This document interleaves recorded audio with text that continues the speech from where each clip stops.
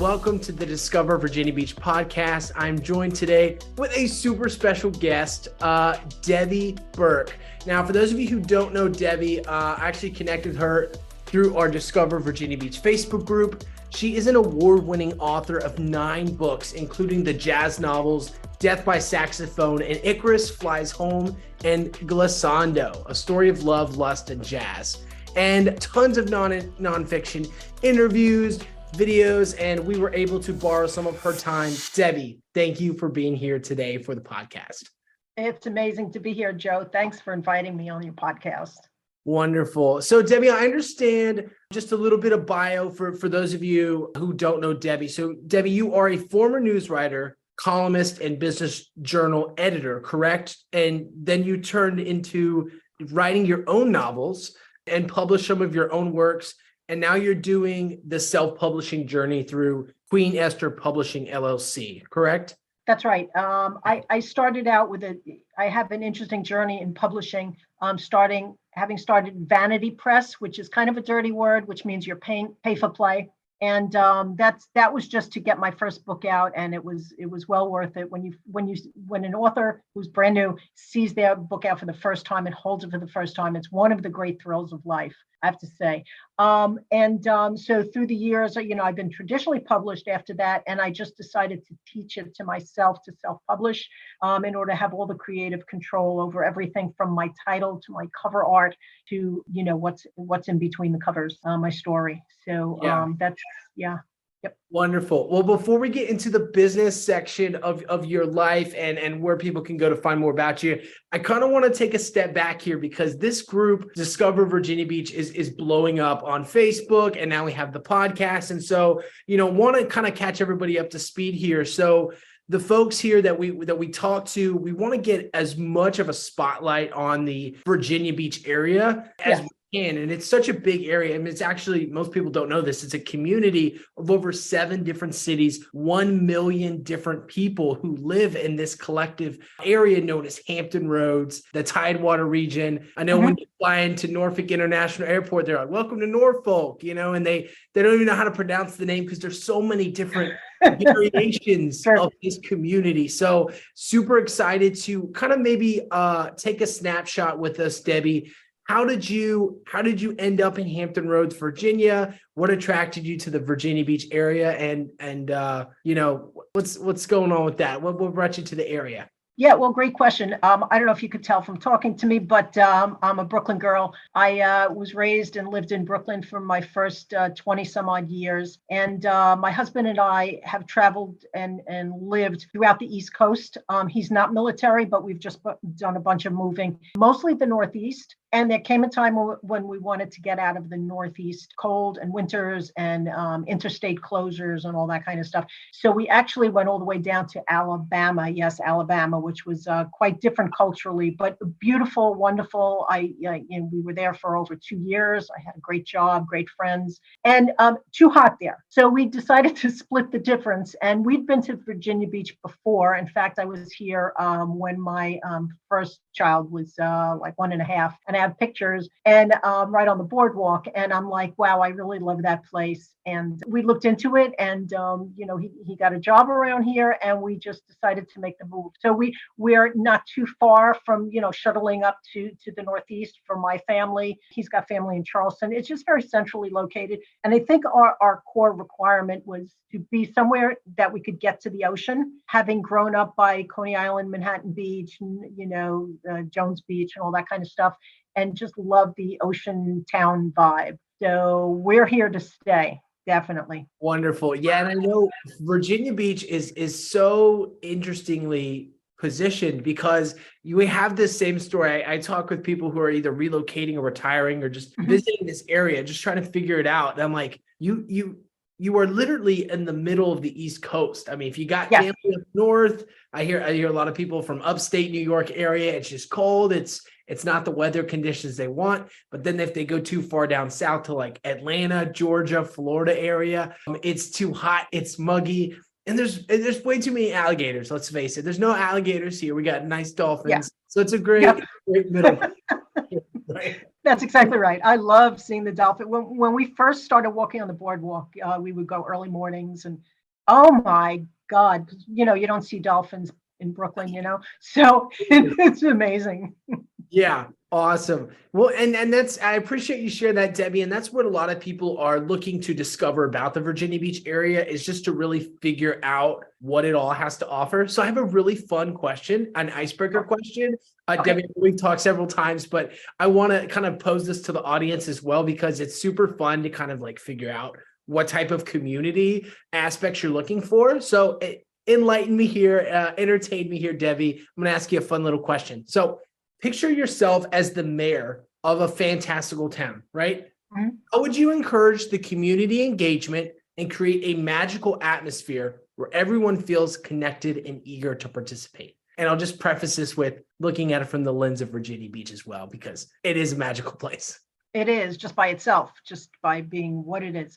I think my focus has always been on the arts in bringing people together, and there is a huge arts vibe, which was a big magnet for us to be here, quite honestly. So, and I mean everything from to art shows to indie artists to the mural, the whole vibe district, and all the pockets of artists and collectives throughout the 7 cities, including Norfolk as well. So I'd say arts definitely bring people together, and they're not just to look at as if in a museum piece, but they're very interactive. Even some of our museums, they'll have community events and glass blowing demonstrations and all the kind of things that you want to do kind of hands-on.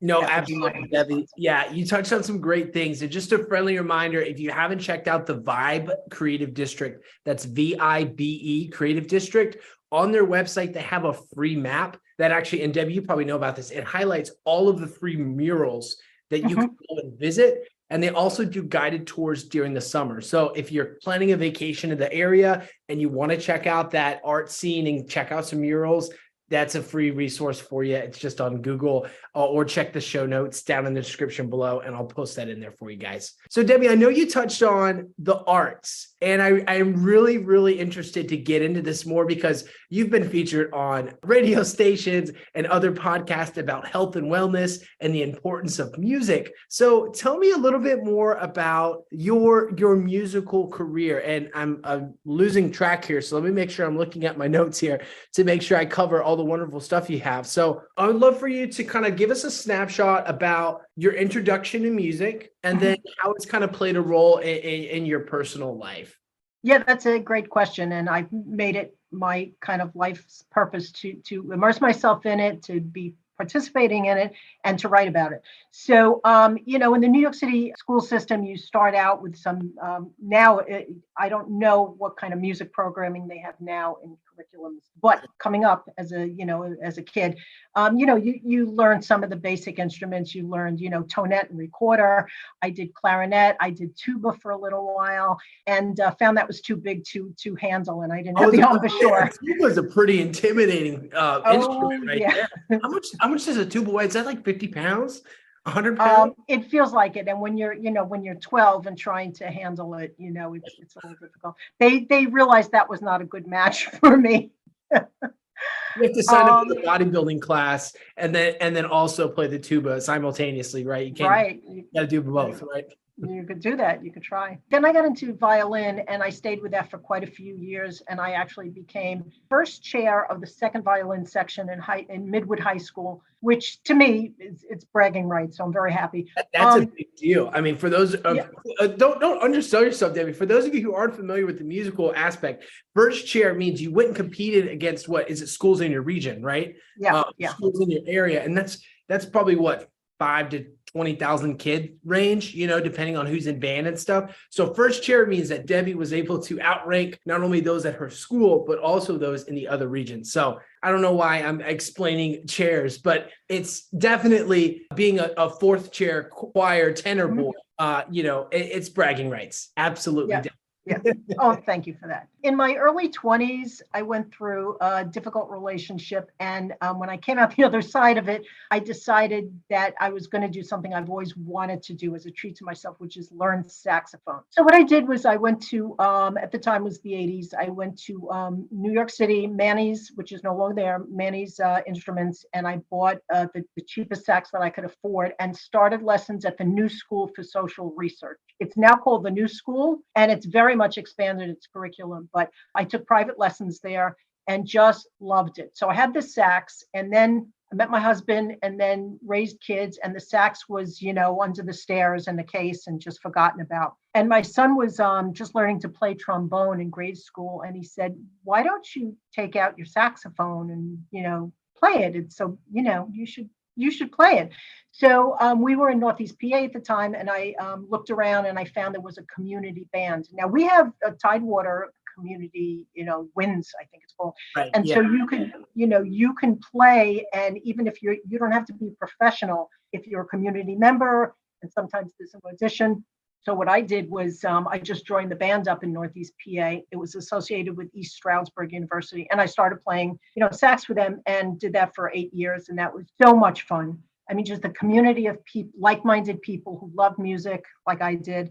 And that creatively led to me writing my first book, because the more I learned about jazz, I found out that there were a couple of very famous people living in that area, which was called Delaware Water Gap. So if you've heard of Phil Woods, who's no longer with us, I think he passed in 2015.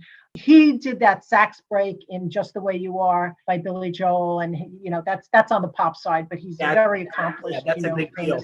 Yeah. Yep. So he lived there as some others in the jazz scene. And I just decided I wanted to find out if there was a book about.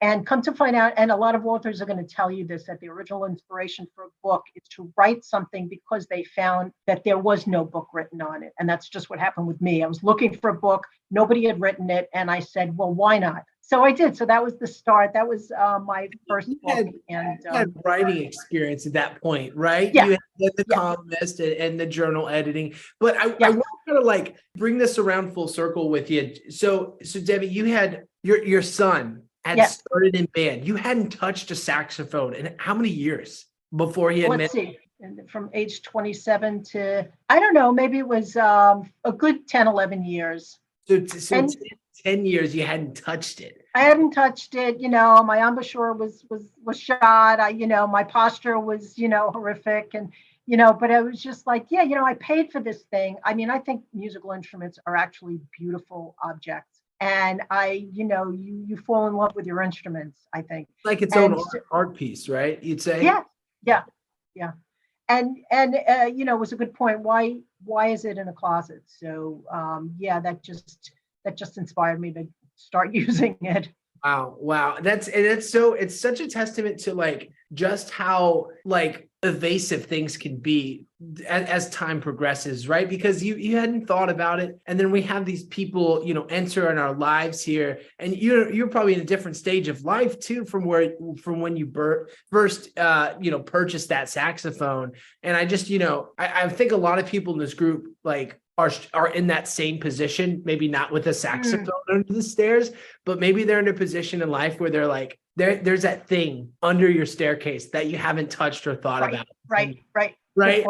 And you're looking for some inspiration, some insight, or maybe, from the mouth of the babes, so to speak, to say, hey, why don't you pick up that saxophone, try again? So I love that little moment there, Debbie, when you were just like, why don't I have this? It's beautiful. Why wouldn't I want to do this? And so picking it up, and I'm sure that was a tough 8 years of playing and relearning and figuring out posture, but on the output of it, it actually led you to where you are now for writing the book and things of that nature. I don't want to get too far ahead of ourselves with the business, but I just wanted to pause in that moment because that's something really cool. I think we kind of miss out on life in general. Is there are moments where it's okay to pause and put stuff under the staircase, but regardless of what season and stage or age in life, you can still pick those things up again. Yeah. So absolutely. I mean, you got to figure I was 51 when I wrote my first book. So, and I was in my late 40s when I joined the band. So, it's never too late. And even if you put things off, life circumstances, having kids, raising a family, having to work two jobs or whatever, there is time, bookmark it in your head to come back to it, because if you have something you love to do, I mean, that's what life is all about. Yeah. And indeed, there are so many bookmarks here in the Virginia Beach area where people can pick up on, start new adventures or continue adventures alike. So Debbie, I want to dive into the other role music played. And that is going to be not just for your personal life, but also for your business life as well. Because I know there's a lot of aspiring entrepreneurs in our group and people who are owning a business or starting a business, trying to navigate through that. So Debbie, would you mind shedding some light for us on how music inspired your business life? Yeah, sure. Well, music inspired my author's journey, and that turned into my business model, because as a writer, you want to make your book the best it could be. And I've always written and or been an editor, news writer, like you said, all that kind of stuff. And I thought, what would it be like to, instead of editing newspaper articles and things like that, what if I helped other authors make their dream come true? So when we moved here about 3 years ago now, and don't forget, it was still, pandemic lockdown, and people were just starting to get out. Strangely enough, there was a spike in something that I could never have projected or anticipated. And that is that people who were home under lockdown weren't twiddling their thumbs. They instead, a lot of them got busy doing those things with the instrument under the, in the closet, those kind of things that they pulled out and revisited, including writing their book that they've always wanted to write. And so I run Queen Esther Publishing, and that is editorial services, author coaching, and so on. The spike in people who have always wanted to write and decided to write just then during lockdown was just incredible. And I was just through Facebook groups and other LinkedIn, and also locally, I got introduced to people who either were in the middle of writing their book or just had finished and needed to know how to produce it and self-publish, how to get this out there. Sure. So that became my idea for, my business model was to help people make their book dreams come true. Wow, that's so incredible too, because we think back to pandemic times, which regardless of your outward feelings towards it, it was a pause. It was a pause moment for the world really to kind of in a lot of ways assess where we are, lives and our jobs and things like that. So that's really cool. That really cool is an understatement. It's very impressive how you utilized that time to leverage your skill set in not only writing, but also your passion for music. So very impressed by that. And Thank also too, it's just really cool to because the first time I heard jazz, I was hanging out with my cousin, who's 20 years older than me. So I believe jazz is a lot of ways a generational thing that has yet to be passed on to the next generation. Jazz gets a bad rap. That's what I'm getting at here. So Debbie, I'd love to know from you, I have a very specific question for you. Jazz has such a rich history, and it has evolved over the years. I want to ask you, what aspects of jazz's evolution do you find most intriguing or exciting? And this is for those of you who understand jazz, you appreciate it. For those of you who are like, why are you talking about jazz? What does this have to do about? Debbie, let us know what's intriguing and exciting about the evolution of jazz throughout the years. Well, really, what to me defines jazz is the improvisatory aspect of it, meaning, somebody has written a song and you play along to the song, and you either have sheet music or you've committed it to memory. And whether you play solo or in an informal group or sing in church or whatever, someone has written that music. Well, in jazz, I think the most exciting evolution is how prominent a place improvisation has in that role. And that is improv, meaning you go off and do your solo and you're not sticking to the actual, just the straight melody of the music. You're riffing off that. And every single performance or every single time you play that or sing that, it's slightly different. That's what I love about it. It's organic, it's living, it's reactive to the audience that is playing to, as well as the feelings that are coming out of the instrumentalist or the vocalist. Wow. And that's how I think people have to look at jazz, not just, oh, I don't know enough about it, or it's too, oh, it's snobby or whatever. It's just a bunch of great rhythms, great melodies, and Kate off on his own and just riffing off and just getting into like flow with it. And that's what I think is so wonderful and life affirming about jazz. Wonderful, wonderful. Yeah, I mean, you couldn't have said it better yourself, Debbie. I mean, it's that rhythm and flow of, that those different stages of life, and the impromptu. Impromptu is, I'm not even sure if that's a word. The more impromptu it can be, it just kind of allows it to expand and evolve, which is just one of the beautiful things about music in general. Mm-hmm. Would you mind telling us, Debbie, of a time you felt an experience, or describe an experience about how jazz might have inspired you or kind of led you down a pathway of either, a deep thought or inspiration, or something along those lines? Well, jazz definitely, imparts a mood.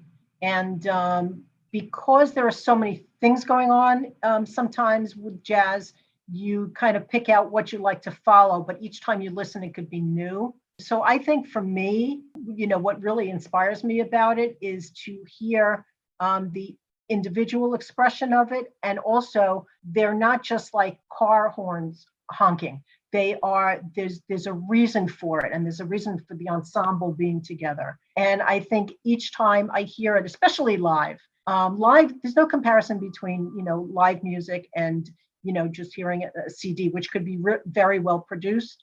Right. But live music has that extra element of, today it's a gloomy day, and the musicians are going to play accordingly, or maybe it's beautiful and sunny and they're going to play differently. So I think that's what you're in it with the musician at that moment. You're in it with them. Yeah, it's participatory in that way, because they're not playing in a studio and recording it. They're playing to live people who are receiving in their own way. Yeah. Wow. It's such a unique genre in the sense of just how fluid it is, yet it's very, it's music, right? So there's the notes, there's the melodies, there's the patterns you follow, but just how freehand it can be. I think of it like, if I'm thinking of text and writing, very simple example here, you have your text writing, which is like your piano keys, your C and your G chord and whatnot. And then you have, your jazz, which is kind of like that cursive writing, that extra font that adds those loops and those sways to kind of bring the music together. That's a beautiful way to say it, Joe. I like that.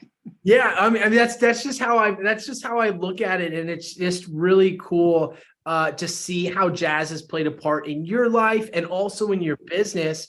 And I see we're coming up on our time here, Debbie. So I want to give you the floor here, and I want to see if you have any recommendations. And so we typically end the podcast each show by asking somebody in their field what exactly people can go and experience or discover more about the certain topic. So for you, Debbie, because you are ingrained in the jazz culture here in Virginia Beach area and the live music, what are maybe some of your top recommendations for places to go hear and see live jazz, or just live music in general where jazz might be present? Yeah, well, I can only tell you kind of the tip of the iceberg things, because there's just so much. The seven cities has because so much. The next thing is where people can learn to find more about you. So we'll start with that, and then if people want to learn more about you or have you back on the show, on the podcast, we'll definitely let us know in the comments below. Oh, great. So, I mean, I've been to the Sandler Center for the Arts, the Attucks Theater, which is just a beautiful venue, the Norfolk Waterfront Jazz Festival, which is coming up in August. And those are some of the ones I've been to and just love it. Some of the ones I have yet to explore are clubs like, Gershwin's, Chrysler Hall, Harrison Opera House, the Wells Theater. And I'm on so many Facebook groups of local, music that I would go broke if I went to everything that I really wanted to.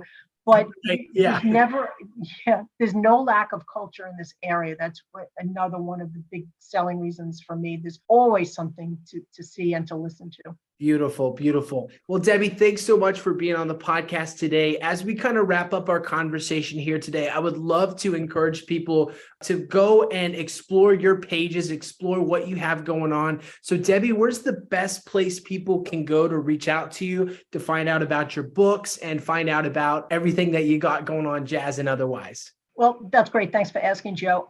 It's DebbieBurkeAuthor.com. So DebbieBurke author.com. There is another Debbie Burke author who has a different website, and she and I do not both write about jazz. She's wonderful, and we became friends because okay, I was about to say, if you have an online enemy here, Debbie, we can definitely make some more content. But if she's cool, no, she's very cool. Distinguish between the two. Yeah. And my book link is over there. If you go on Amazon Amazon Books and just look up Debbie Burke Jazz, I have 9 books out. I have another work in progress and then a novel for 2024. Or you can just email me, debcolumn@gmail.com. Wonderful. Well, Debbie, thanks for sharing that. And I see here my Zoom reminder is here. Your free meeting will end soon. Okay. So with that said, Debbie, I understand prior to this call, you were super excited to chat with our audience here at the Discover Virginia Beach Facebook group and those people looking to discover Virginia Beach. And you were very generous to offer a promotion for a copy of your book. Does that still stand for the summer of 2023? Just wanted to Absolutely. I have 3 novels out, and Joe, you and I will discuss which one you think is best, or all 3. Perfect. Happy to sign them and give them away. What I'll do, I'd love to give out a signed copy of the book, and this will be published summer of 2023. So go ahead and like and comment on this video if you're watching the video format, summer 2023. And you must be subscribed to the Discover Virginia Beach Facebook group. And be sure to go over and follow Debbie as well on her social channels. If you don't know where they are, check the link in the show notes or the description below. And you will be instantly entered for that raffle giveaway this summer 2023. And if you want to hear more from Debbie, go follow her on the channel and let us know in the comments. Show her some love. Let us know if you'd like to have her back. And we'd love to continue this conversation for you all in another great piece of content. Debbie, thank you so much. Joe, thank you. I appreciate it. Absolutely.